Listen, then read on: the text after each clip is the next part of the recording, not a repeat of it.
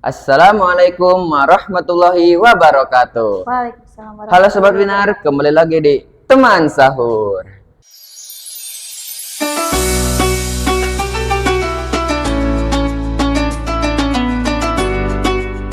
Oke nih, di podcast kali ini kita kedatangan teman sahur lagi nih.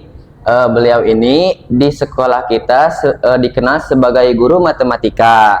Ya, beliau bernama Ibu Linda. Silahkan Bu, perkenalkan diri dulu. Siapa Sobat Binarnya? Assalamualaikum warahmatullahi wabarakatuh. Perkenalkan, saya Ibu Yulia Dewi Amalinda, salah satu guru matematika. Insya Allah menjadi favorit bagi siswa-siswanya. Insya Allah, mudah-mudahan ya Mas. Oke Bu, amin amin. Ya Bu, gimana nih kabar Ibu, baik gak? Alhamdulillah baik. Oh iya, sahabat Binar, gimana puasanya? Masih lancar? Bolong? Mudah-mudahan lancar, diberi berkah. Amin. Ya, jangan ada yang apa namanya? Mokel. Mokel. Mokel. Itu bahasa yang paling lagi naik daun ya bulan-bulan ini. Betul. Mokel. Oke nih Bu, ngomong-ngomong, di podcast kali ini nih kita mau ngebahas tentang apa nih Bu? Apa ya? Kalau menurut Ibu apa ya? Yang paling standar aja di diri kalian itu tentang sabar dan ikhlas. Ikhlas dan sabar. Ikhlas sabar. Oke Bu. Dimas mau tanya nih Bu, apa sih sabar dan ikhlas itu? Coba jelaskan satu persatu aja deh Bu. Mudah-mudahan tidak melewati jalur ya. Oke.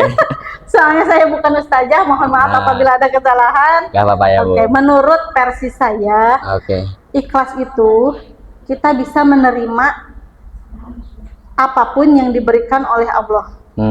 Entah itu kebahagiaan, entah itu penderitaan atau cobaan ya. Ujian Bu ya. Ya, ujian, terus sabar. Sabar itu kita bisa mengontrol diri terhadap cobaan yang Allah berikan, terhadap emosional kita atau ya, Bu, emosional kita dari suatu keadaan. Seperti itu. Kebanyakan sih anak muda zaman sekarang ya, sabarnya sangat tipis tisu. Betul Bu.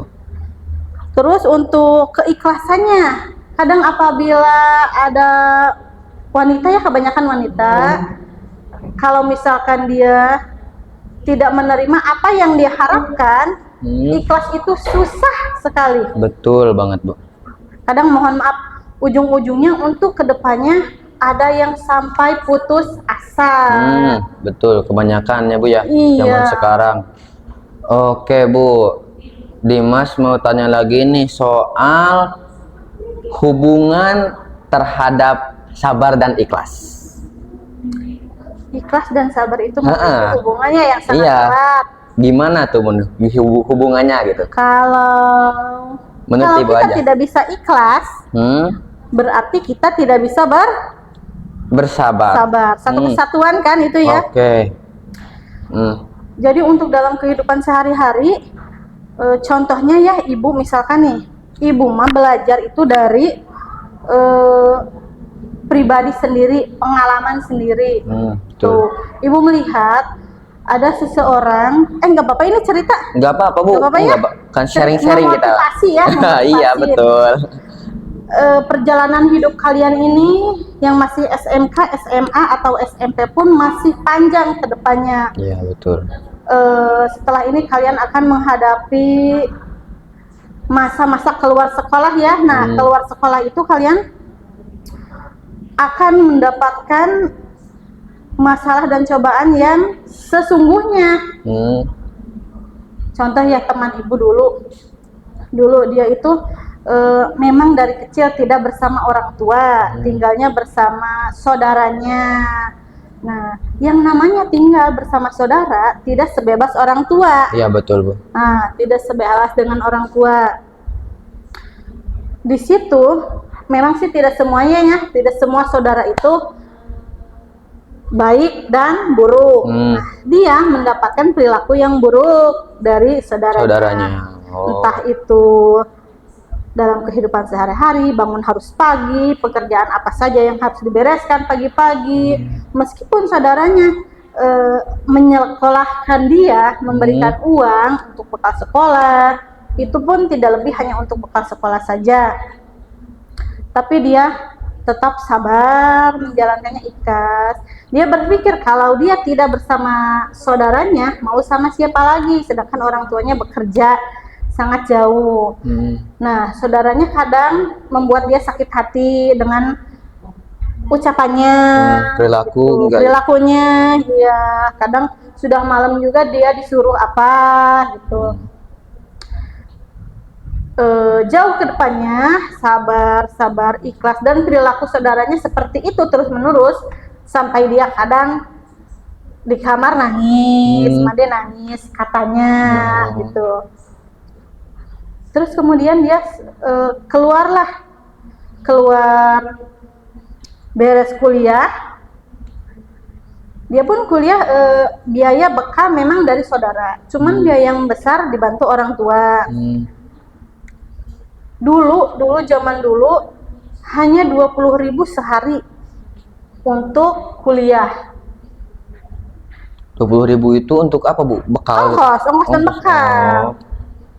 Harus dicukupi. Tapi dia menerima, ya udah nggak apa-apa, mungkin dia hanya bisa mendapat uang segini. Terus dia berpikir seperti ini loh. Gimana, Bu? Apakah saya harus sabar terus dan sampai kapan saya harus sabar? Gitu. Sambil menangis, sambil mungkinnya di dalam sholatnya berdoa. Dia tidak tahu apa yang akan didapat selanjutnya. Nah, terus seperti itu perjalanan hidupnya sampai keluar kuliah. Kan yang namanya anak muda pacaran tuh. Iya, betul. Ya, berhubungan dengan seseorang nggak boleh, dia nggak boleh backstreet lah. Kemudian selanjutnya dia keluar sekolah memang tidak keluar kuliah memang tidak bekerja, belum dia diputuskan sama pacarnya karena tidak bekerja. Mungkin pacarnya sudah bekerja, bertemu lagi di tempat kerja dengan wanita lain dan diputuskan, dan dia di situ sangat putus asa. Kenapa hidup saya seperti ini gitu, sama keluarga ya begitu, orang tua ya jauh, sama pacar ya seperti itu. Pokoknya putus asa lah. Kalau kata orang Sunda mah naon deui uing hirup gitu bahasanya ya. Sholat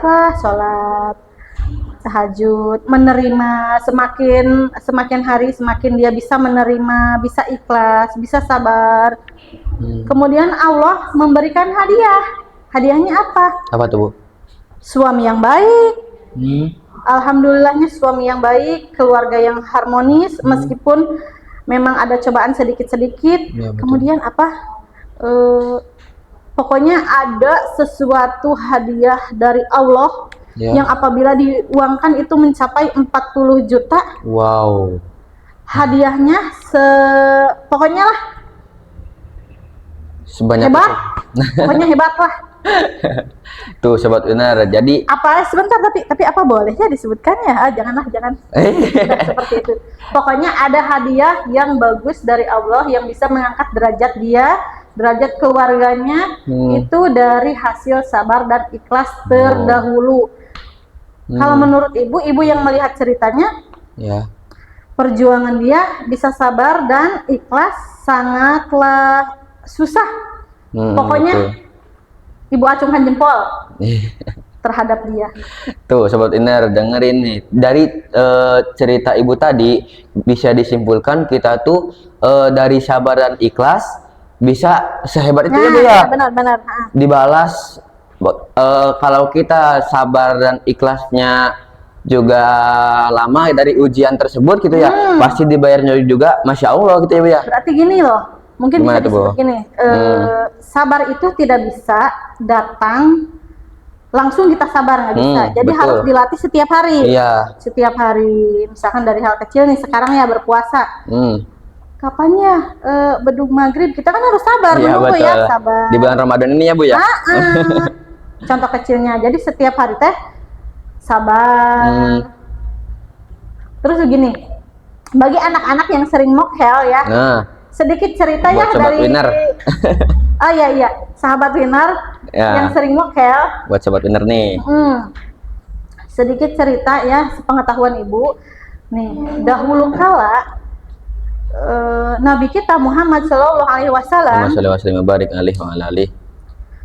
dia bermimpi diajak oleh malaikat, dan di perjalanan dia melihat kaum yang digantung kakinya, kemudian mengeluarkan darah dari mulutnya, nanas, sampai tersiksa kaum itu. Dan beliau bertanya kepada malaikat, kaum apakah itu? Itu adalah kaum yang selalu membatalkan puasa dengan sengaja. Dunia senang-senang, nanti di akhirat insya Allah azab Allah sangat pedih. Ya, mudah-mudahan anak-anak winner semuanya soleh dan soleha, bisa mengerti, mendekatkan diri kepada Allah Subhanahu wa taala. Nah, sobat winner, nah, jadi dari nasihat ibu nih, intinya tuh gini, kalau kalian berbuat sesuatu harus yakin nih bahwa Allah itu melihat tuh ya. Sip, ya. Meskipun sembunyi di lubang yang segini pun nih, Allah tuh melihat buat sobat winner nih ya. Oke Bu, mungkin untuk yang terakhir nih Bu ya. Ada saran atau tips kan nih buat sobat winner untuk melatih sabar dan ikhlas gitu Bun? Apa ya? Yang pertama mungkin niat kita mau merubah diri menjadi jalan apa sih? Apa Bu? niat kita menjadi lebih baik ya. Masih tetap di jalan yang lurus. Kemudian kurangi ekspektasi terhadap sesama manusia. Kita betul. hanya berharap kepada Allah. Nah, itu. Karena manusia sering mengecewakan. Betul banget Bu. Pengalaman. Memang itu. Ibu kenapa sih membawa temanya ini? Yaitu dari pengalaman, supaya gampang. Karena pelajaran yang terpenting dan bermanfaat itu dari pengalamannya Bu ya? Iya. Kalian kalau menjalankan hidup harus melihat ke belakang, itu wajib. Betul. Karena kita jangan jatuh kepada lubang yang sama, itu namanya bodoh. Sobat winner. Oke Bu, terima kasih ya Bu udah datang di podcast kita kali ini nih. Oke, tapi tadi kesimpulan udah Ibu ini ya katakan kepada sobat winner nih. Nah, jadi mungkin podcast ini cukup sekian ya dari kami. Jangan lupa sahur bersama teman sahur kamu. Assalamualaikum warahmatullahi wabarakatuh. Waalaikumsalam warahmatullahi wabarakatuh. Terima kasih Bu.